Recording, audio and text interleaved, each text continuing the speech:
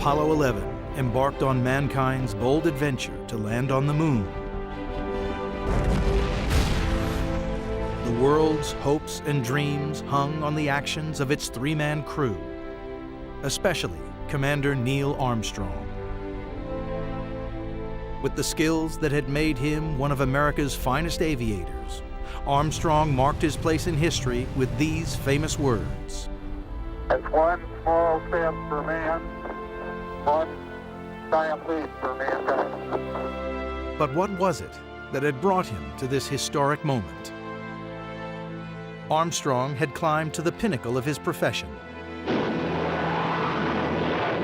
Tested in combat in the skies over Korea. Reaching to the limit of the atmosphere as an elite test pilot. And on into space, where his cool head saved lives. And finally, accepting a lifelong mantle of fame that didn't always sit well with him. We ask a lot of our heroes. We put a burden on them, put a burden on Neil Armstrong that he didn't enjoy. So who was Neil Armstrong? His story now told by those who lived, loved, and worked with the first man on the moon. Up next on Nova.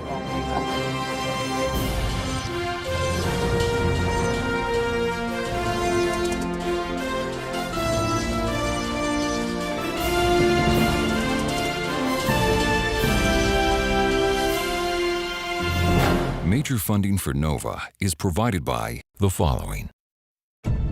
We're committed to strong. We're committed to sure. We're committed to smart and light, secure and bold. In a world of enduring needs, the men and women of Boeing are proud to build and deliver critical capabilities for those who serve to protect our nation and its allies. And that's an enduring commitment.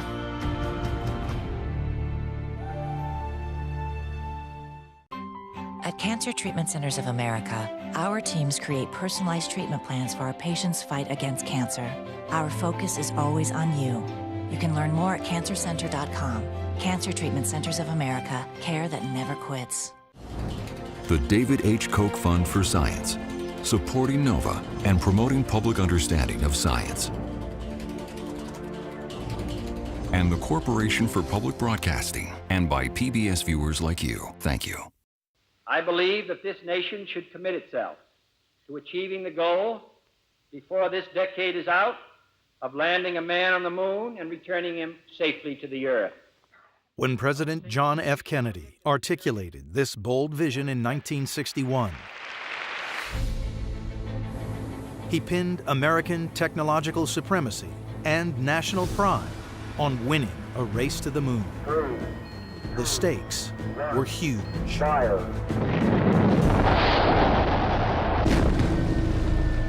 It staggers the imagination, frankly, and there were plenty of people, even within NASA, who thought that Kennedy had lost his sanity. Incredibly, just 8 years later, 3 men were poised to achieve the president's goal. In command was Neil Armstrong. We, the crew of Apollo 11, are privileged to represent the United States in our first attempt to take man to another heavenly body. At 38 years old, Armstrong was at the pinnacle of an impressive flying career. An innate steadiness, along with exceptional aviation skills, had seen him through the Korean War, allowed him to master the most unforgiving aircraft as a test pilot, and brought a crippled spacecraft safely back to Earth. Now, his ability as a pilot would be put to the ultimate test, attempting a landing on the moon. As the world held its breath, and with only seconds of fuel remaining, Neil Armstrong guided his fragile craft towards the surface of an alien world. He was about to complete a journey that for him had begun more than 30 years before, when he had first taken flight as a young boy.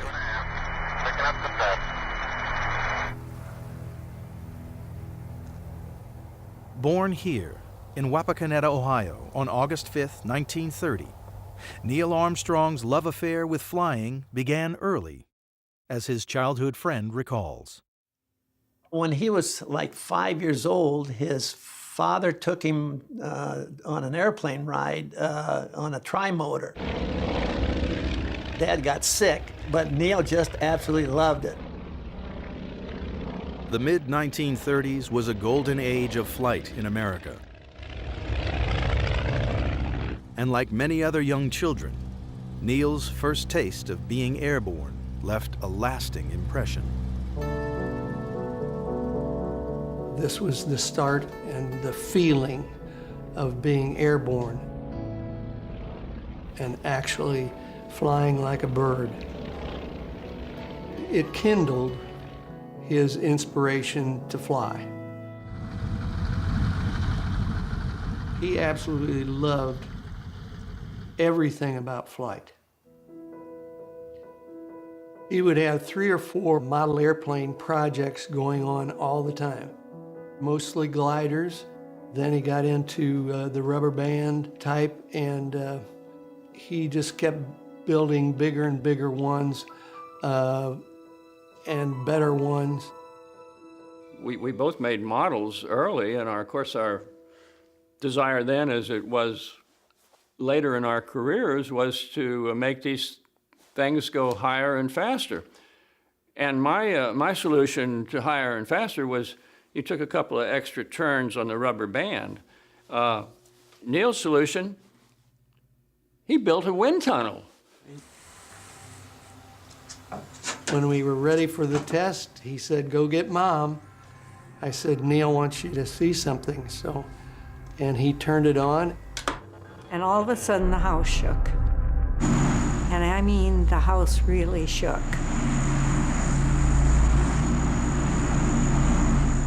How many kids could build a wind tunnel in their basement? Not any that I know, except Neil.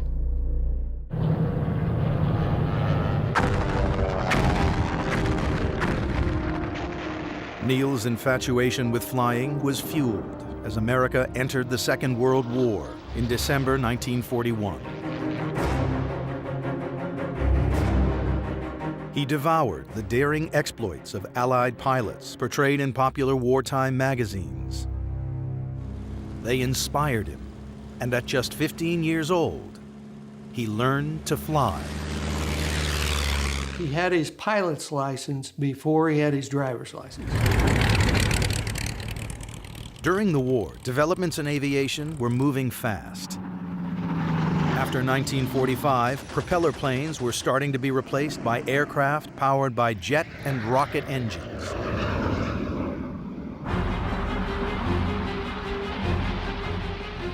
Then came an event that shook the aviation world. Chuck Yeager breaking the speed of sound in his Bell X-1 rocket plane in 1947 coincided with an ominous turn in East-West relations. And the implications for Armstrong would prove profound. Eager to pursue a career in aeronautical engineering, Armstrong won a Navy scholarship to study the subject and enrolled at Purdue University. But his studies were soon interrupted as the Cold War began to heat up. At the end of his second year, which would have been 1950, the Korean War started. Backed by Communist China, North Korea invaded South Korea. When America responded by scrambling its armed forces, Armstrong found himself at war. He was 20 years old. He joined Naval Fighter Squadron VF-51 on the aircraft carrier USS Essex. There was a lot to learn, and fast, as he recalls in this audio interview.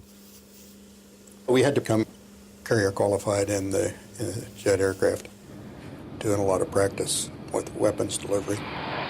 instrument flying and so on.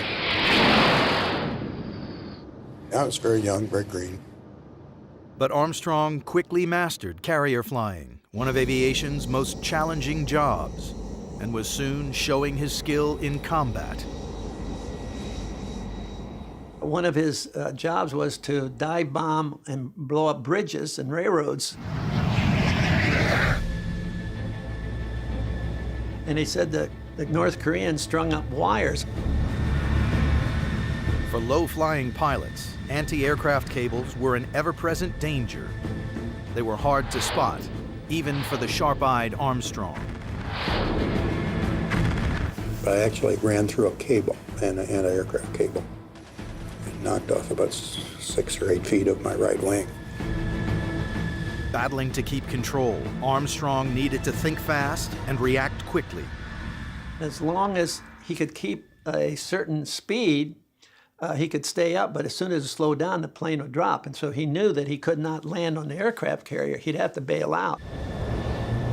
This close shave revealed Armstrong's uncanny ability to always remain calm under pressure. He never showed any fear or anything involving his close calls.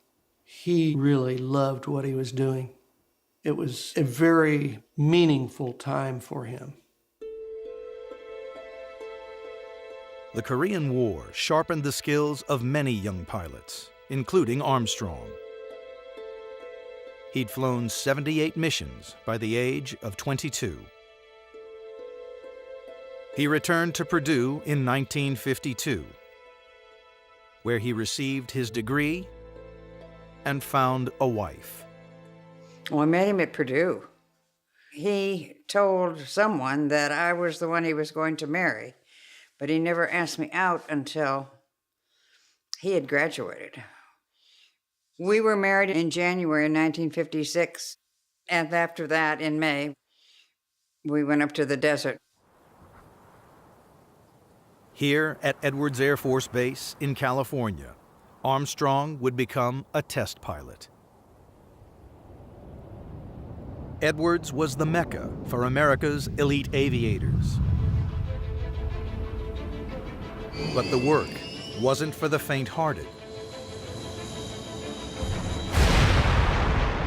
It required a cool head, quick thinking, and the ability to understand how an untested machine would react in an untried environment.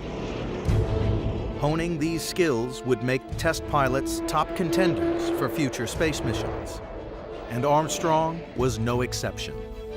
We were out at the edges of the flight envelope all the time, testing limits. If memory serves, there were 17 aircraft, pretty much all different. A lot of ex-airplanes and fighters, and a B-47 and a couple of B-29s, and all kinds of exotic aircraft. Then as they became more confident of my abilities, they gave me more and more jobs, and I did a lot of different test programs in those days. The kinds of flying that he did at Edwards really put him in the elite top of the test flying fraternity. But one machine at Edwards pushed Armstrong higher and faster than any other. The X-15. Heading uphill at 33,000. The X-15 was literally crossing the boundary from aviation into spaceflight. And it was an incredibly demanding vehicle to fly. Half plane, half spacecraft, the rocket-powered X-15 was the cutting edge of aviation technology. It flew at hypersonic speeds, more than 6 times faster than sound, soaring over 50 miles in altitude. It still holds the record of the fastest plane ever flown. Well, the X-15 was absolutely the top of the line. It was a whole supersonic zone above the rest of us, and therefore all the people who flew the X-15 were held in the highest regard by the rest of us peasants. And Neil, of course, was one of that group. That was a very exciting program, challenging goals, I think it was certainly one of the memorable parts of my life. One flight almost got the better of it.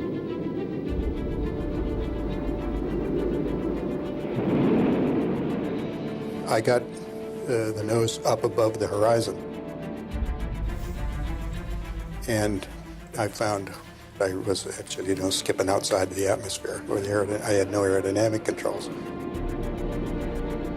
Soaring out of the atmosphere at almost a mile a second, Armstrong was unable to keep control.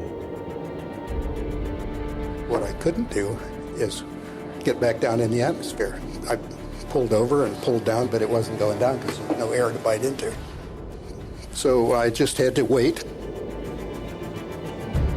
until I got back in with enough air to have aerodynamic control and some lift on the wings, and immediately started making a turn back. He's the essence of the engineering test pilot, and what that carries with it is an intensity, a focus like you can't imagine.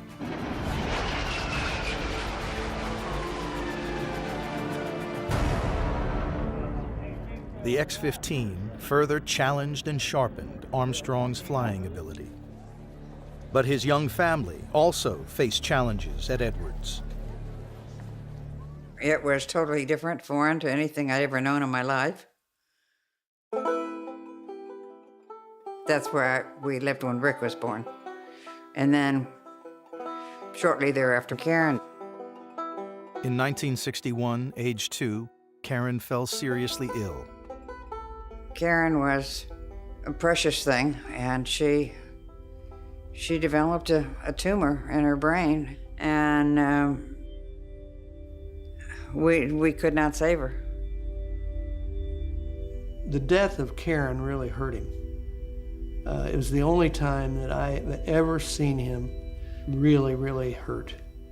Couldn't talk about it. Despite his loss, to all outward appearances, Armstrong remained focused on his duties as a test pilot.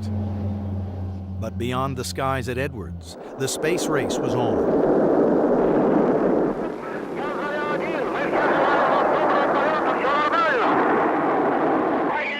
Opening up an entirely new set of opportunities. All right, lift off and the clock has started. America's manned space program began with Project Mercury in 1961. 6 short flights, each carrying a single astronaut.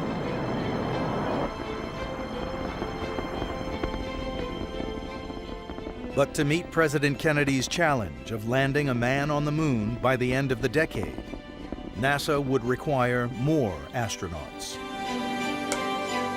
When NASA was looking, Neil Armstrong was at the top of their list because he'd had all of that flight test experience at Edwards, and that just made him incredibly attractive to the astronaut selection group. Curiously, the Milwaukee Journal gave me a call, and they said, "I understand your brother is one of the newest astronauts." I think I was speechless. Along with Janet, Rick, and a new son, Mark, Neil began a new life in Houston, the home of America's manned space program. It was a nice house. It had we had a pool. Because it was Houston, because it was often very hot, there was a lot of swimming. The neighborhood was buzzing with trainee astronauts. There was this guy in the backyard in front of the garage where there's a lot of cement. And here's this guy roller skating. I said, "Who's that?" They said, "Oh, that's Neil Armstrong."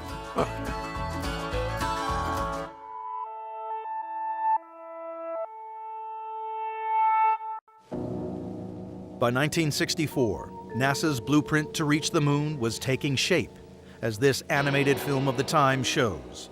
It was called Project Apollo. The plan went like this. Guzzling 15 tons of fuel a second at launch, the giant Saturn V rocket would send the Apollo spacecraft, both the command and lunar module, into space. After about 69 hours, they go into orbit around the moon. Once there, the spacecraft undock, the command module remains in orbit, while the lunar module attempts the landing. After exploring the surface, the two astronauts rejoin their companion in lunar orbit. Finally, they leave lunar orbit and make the trip back to Earth, and the mission ends with the command module re-entering the Earth's atmosphere and splashing down in the Pacific. It looked great on paper, but could it work? Finding out was the task of Project Gemini. The demands of a lunar mission were so great. You had to learn how to rendezvous in space. You had to keep people happy and healthy for up to 2 weeks in space. They had to be able to work in the vacuum of space, in a spacesuit, a pressurized suit. I feel like $1 million. Coming back to you. So Gemini was really the way that NASA could learn to master these complexities in the relative safety of low Earth orbit. Armstrong's first spaceflight was Gemini 8 in 1966, a daring mission to attempt the first docking in space with an unmanned spacecraft called Agena. His co-pilot was Dave Scott. Well, yes, I mean, the whole program depended on docking. Docking had to be proven, or we couldn't go to the moon. So it was a critical mission, yeah. Squeezed into their tight-fitting Gemini capsule, the pair prepared for launch. Neither of them knew what lay in store. 3, 2, 1, 0. We have ignition. And we have a liftoff at 3 seconds. 3 seconds.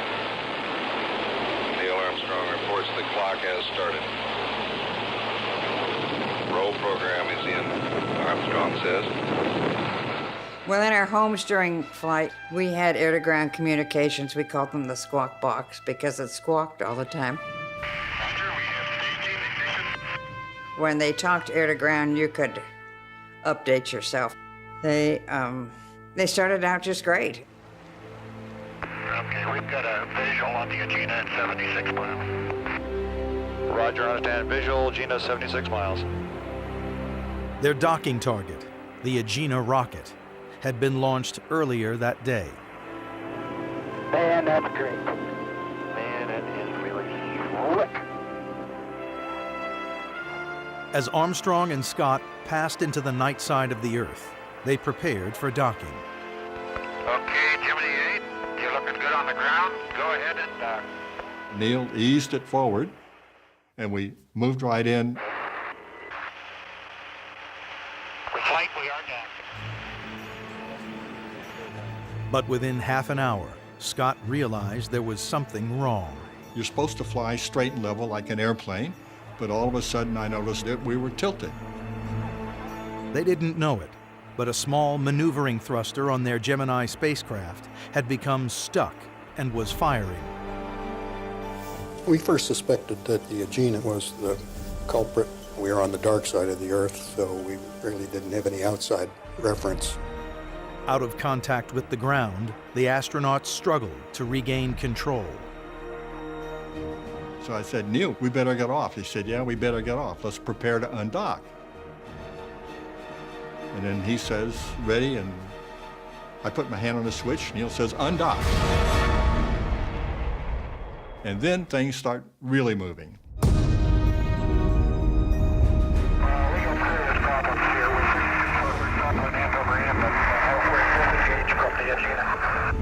Then we go into a very rapid roll, which was almost a tumble. And at that point, we realized that it wasn't the Agena, it must be the Gemini. They were spinning at maybe a revolution per second. At home, a photographer from Life magazine captured Janet as she listened to the unfolding drama. And there was a very strong concern that they would black out. And that would be it. It would be over. And then NASA cut the squawk box. I didn't like that.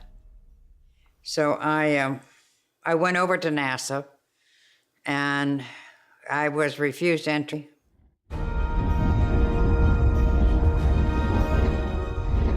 Back in orbit, Armstrong kept his cool, figuring out his only remaining option: disengage all the maneuvering thrusters, including the one that was stuck, and use the re-entry thrusters to counteract the tumbling and regain control of the spacecraft. He had to reach up above his head and throw switches under this high-speed roll. That's amazing that he was able to do that, and he knew exactly where the switches were, exactly which ones to throw. Okay, we're regaining control of the spacecraft slowly. Roger, copy. I mean, the guy was brilliant. He knew the system so well that he found a solution, he activated the solution under extreme circumstances, and I gotta say, it was my lucky day to be flying with Mr. Neil Armstrong.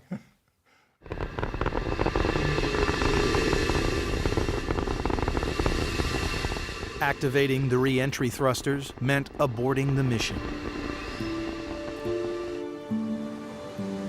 And a couple of hours later, the crew splashed down in the South China Sea. Armstrong had cut short the flight, but he'd saved their lives. He landed and came home. You know, he's telling me about the flight. We knew that they could have lost their life. And you knew that anyway, so there's no point in talking about it. They either do or you don't. It's the way it is, you know? That was sort of NASA's baptism of fire, because it was the first time that astronauts had really come close to losing their lives on a space flight. I don't think there's any doubt that the people who were running the show in Houston saw Neil's performance on Gemini 8 as a real demonstration of what he was capable of under pressure in a crisis.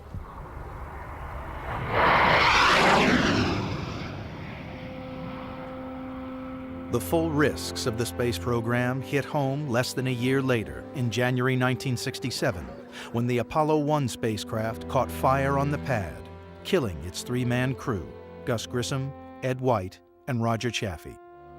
Armstrong found himself burying his friends. Everybody's attitude that I knew was, this is a real disaster. But we go on, because we know Gus and Ed and Roger would want us to go on, wouldn't want us to stop.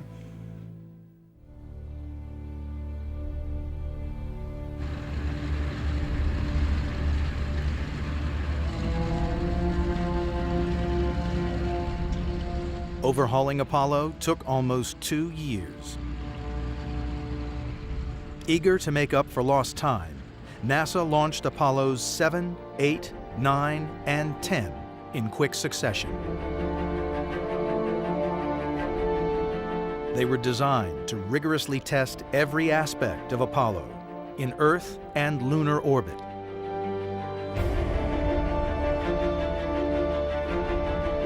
Armstrong's next trip into space hinged on the success of these missions. NASA's flight roster called for him to be backup commander of Apollo 8 in December 1968, and it placed him in line to command Apollo 11. As it turned out, this would be the first mission to attempt a landing on the moon.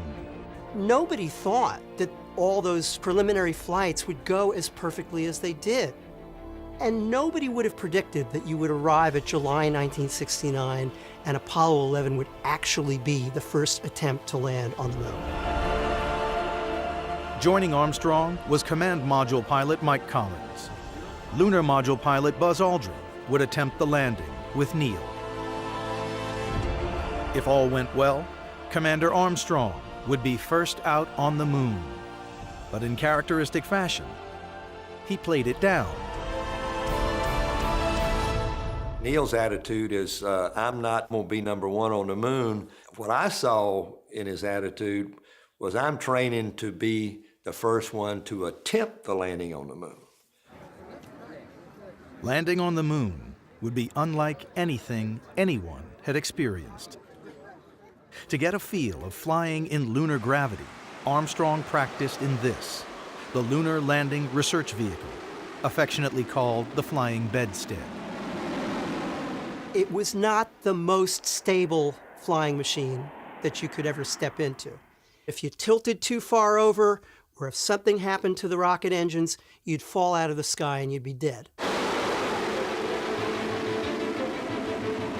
It was difficult to fly, but on the other hand, I think we all felt that absolutely mandatory to be able to fly that type vehicle before you go to the moon. On one of Armstrong's flights, a failure of the fuel system meant he lost control. He was lucky to escape with his life.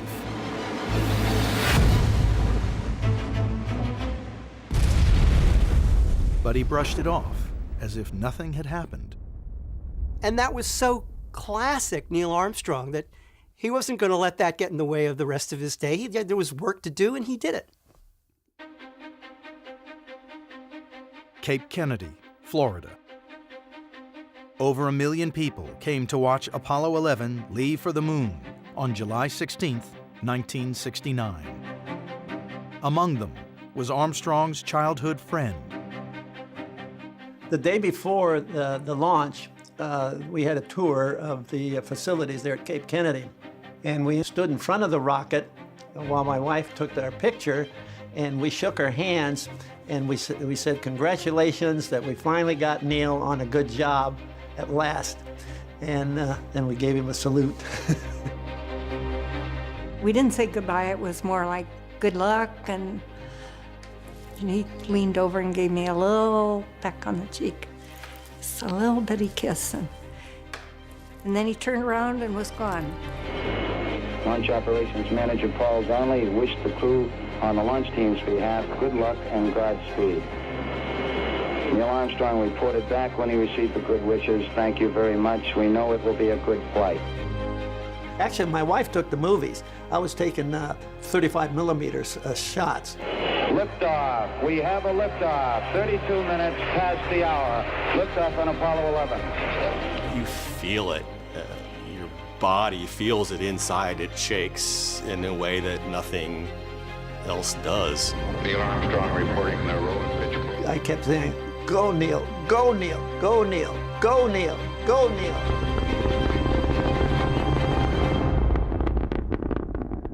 4 days later, Armstrong, Collins, and Aldrin would arrive at the moon. Then, they'd attempt one of the most daring exploits in human history. We're certainly aware that the nation's hopes largely rested on us doing the very best job we could.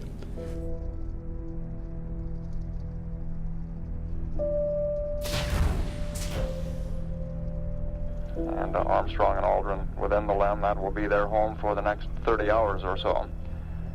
As they descended towards the surface in the lunar module, the Eagle, the world held its breath, as did Mike Collins orbiting above in Columbia, the command module. I figured that our chances of 100% success were about 50-50. There were just so many things that could go wrong. Collins was soon proved right. We lost data with Eagle. As they went around the moon, the bottom fell out. We started having communication problems, had data drop out. Eagle Columbia. I'm reading you loud and scratchy. Neil's not coming through too well in his box. Then, Eagle's computer began to raise a series of alarms. With so many computations to make, it had become overloaded. The danger wasn't the big worry, really. It was the complexity. I mean, nobody had ever tried a manned rocket landing before. Give us a reading on the 1202 program alarm. Neither of us knew what 1202 meant. We knew where we could find the answer, but it was in a document about that thick, and you'd have to leaf through it. And here we are halfway down, landing on the moon. But there's a bunch of guys back on Earth. They can look it up. In mission control, the team found an answer in 23 seconds. Ignore the alarm. It's a computer glitch caused by overloading. We're going that flight. We're going that alarm. Roger, we got you. We're going that alarm. Capcom, we're go for landing. Eagle Houston, you're go for landing, over. Now, just 3,000 feet above the surface, everything hinged on the skill of one man. Oh, I was in my bedroom. We were tracking it on a map as they pointed out verbally where they were.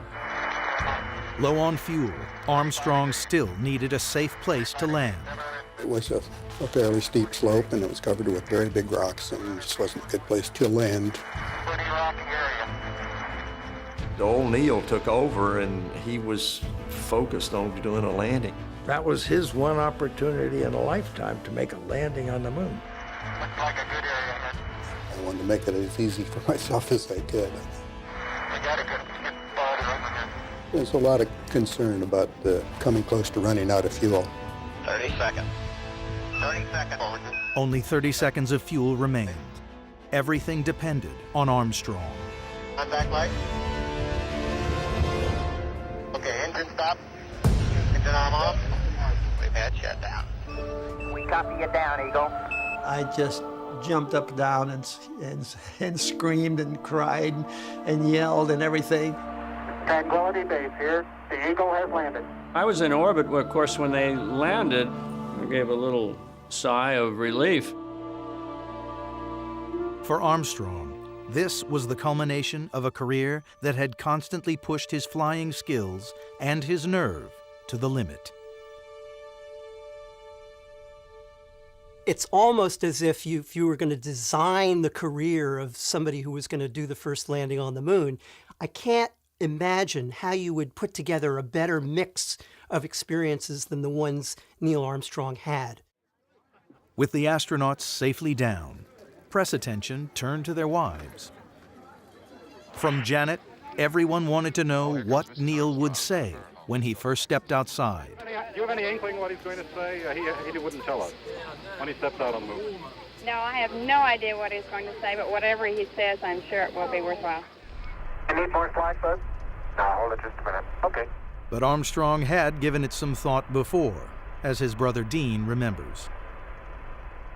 Before he went to the Cape, he invited me down to be with him and spend a little time with him. He said, well, why don't you and I, when the boys go to bed, why don't we play a game of Risk? I said, well, I'd enjoy that. We started playing Risk. And then he slipped me a piece of paper and said, read that. And I did. And on that piece of paper, there was, that's one small step for man, one giant leap for mankind. He says, what do you think about that? I said, fabulous. People have had so many different versions of when and how Neil thought up those words. That's one small step for a man. Okay.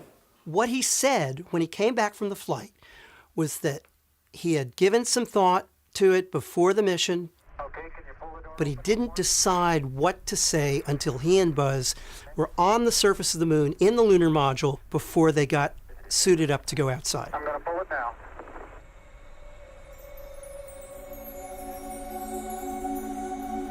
And we're getting a picture on the TV. It was somewhat difficult to see. We were watching our sets like this because we weren't quite sure if he was coming down the step. I'm going to step off the lamb now.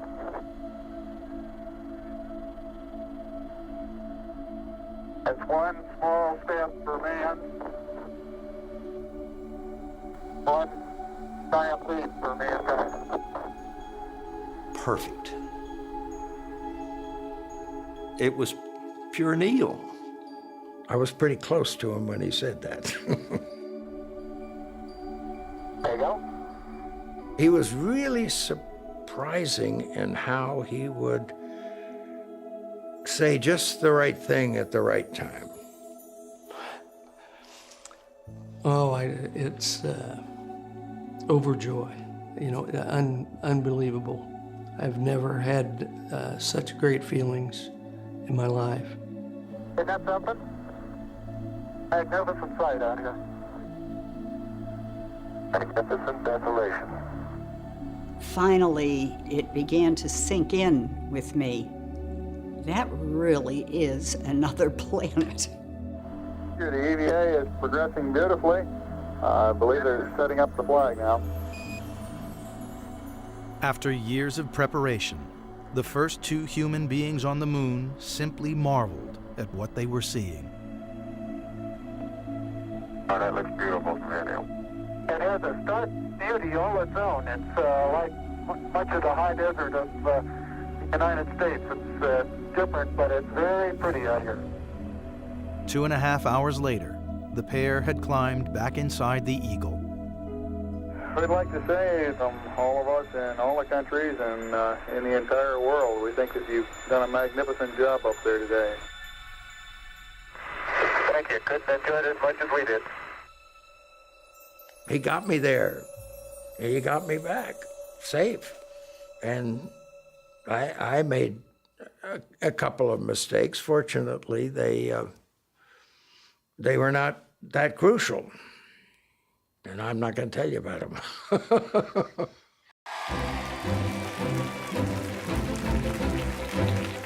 A brief period in quarantine would be the crew's only respite before madness erupted.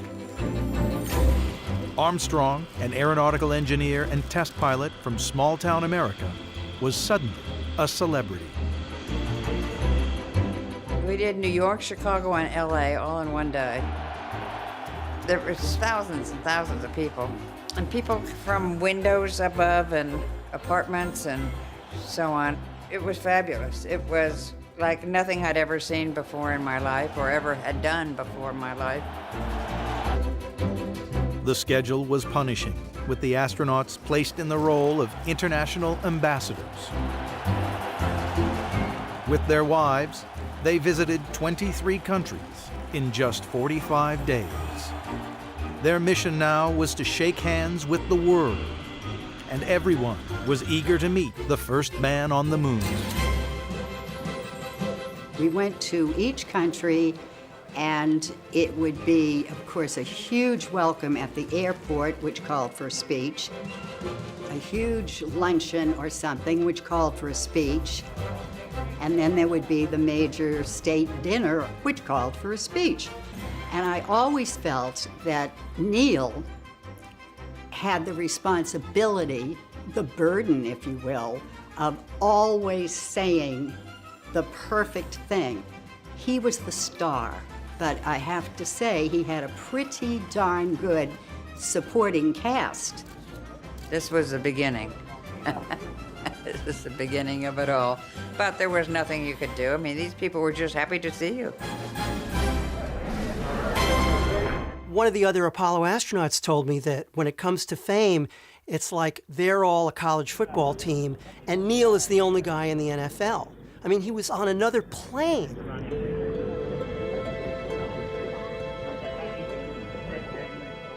People wanted a piece of him. I either want your autograph or I want my picture taken with you. And I think that it wasn't just anyone, it was everyone. The intense level of intrusion into Armstrong's life would eventually take its toll on him and his family. To be out to dinner and sort of minding your own business and to have people come in, looking at you going, oh, that's who that is, and coming over and may I have your autograph, please, after a while. Even if they do it in the nicest possible way, which many of them did, it just wears you out after a while. And he really didn't know what he wanted to do. Also, that was a problem. What am I going to do now? In 1971, Armstrong resigned from NASA.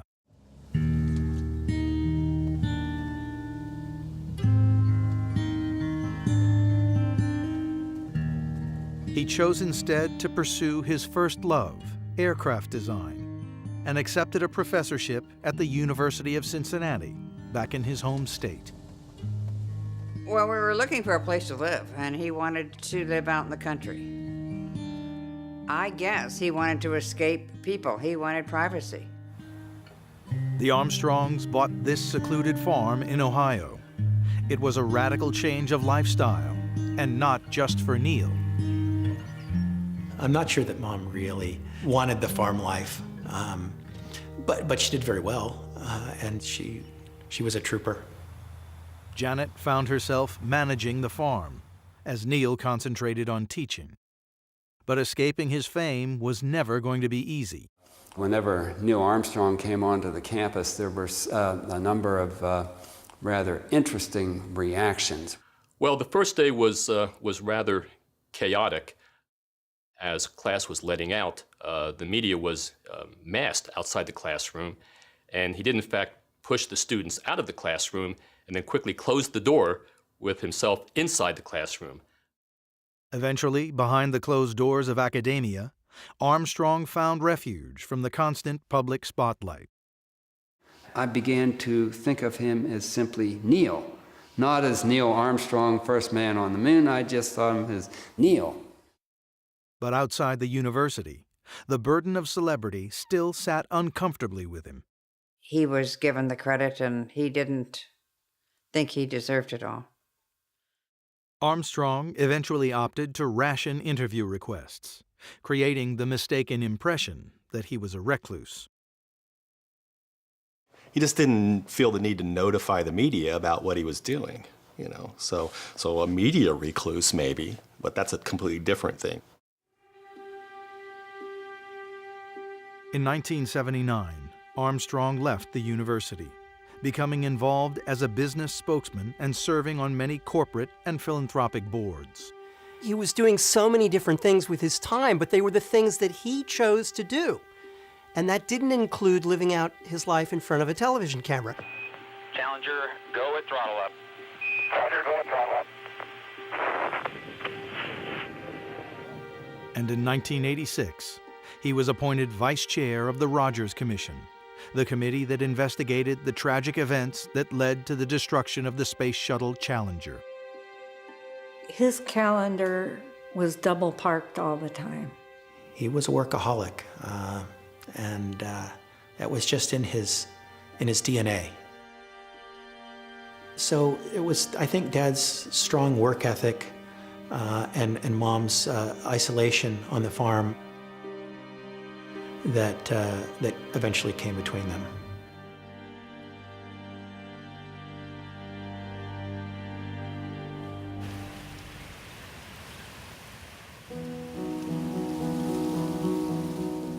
Janet and Neil separated in 1990, divorcing 4 years later. I just think it sort of opened his eyes a little bit and made him aware that he didn't have to work all the time. And that was very good for him. It put him in a great position to meet other people. All the men have certainly, as we say quietly, mellowed so that they're more relaxed, they're more ready to just spend time doing something just for fun. Dr. Neil Armstrong, ladies and gentlemen.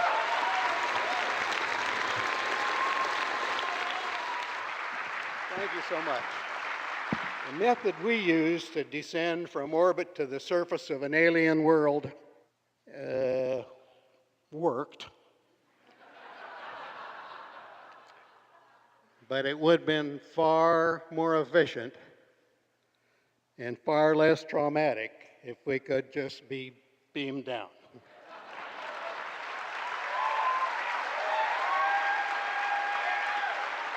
But Armstrong was far less sanguine about the direction the real space program was taking, and testified before Congress in 2010. If the leadership we have acquired through our investment is simply allowed to fade away, Other nations will surely step in where we have faltered. I saw in him and in the other Apollo astronauts a frustration that here we are in the second decade of the 21st century and we're still confined to those first couple of 100 miles above the Earth. And I think it was a source of frustration to him. Armstrong turned 80 in 2010. And to mark the occasion, his second wife, Carol Knight, planned a celebration. I thought we could have a surprise party. It would be a lot of fun. And I had about 250 people on a list. I think he was surprised. He put on a good act if he wasn't. After almost everybody left, I went up to him and congratulated him on his birthday and everything, and he hugged me and he says, I love you. And I said, I do too, Neil. We go back a long ways. He said, yeah, we do. That was the last time.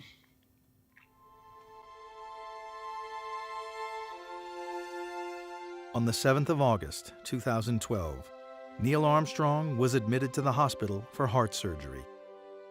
He remained there until his death on August 25th. If there's a legacy, I think he may have left it already.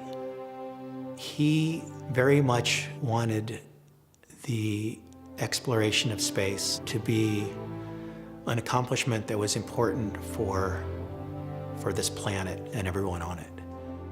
His inspiration to the generations that will follow is incalculable, I believe. It's overwhelming to think about how much has come from that inspiration.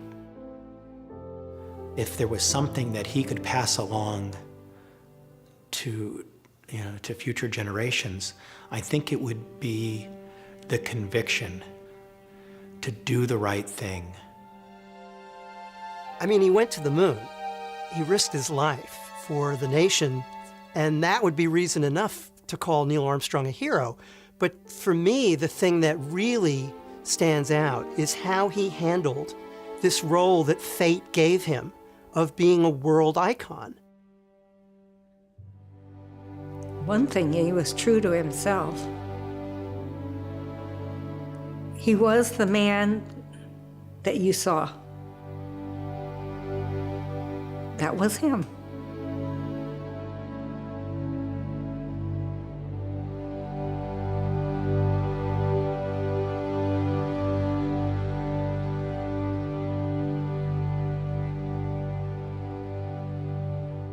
Major funding for NOVA is provided by the following.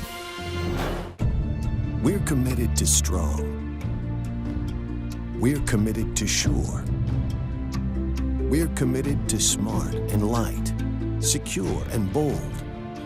In a world of enduring needs, the men and women of Boeing are proud to build and deliver critical capabilities for those who serve to protect our nation and its allies. And that's an enduring commitment.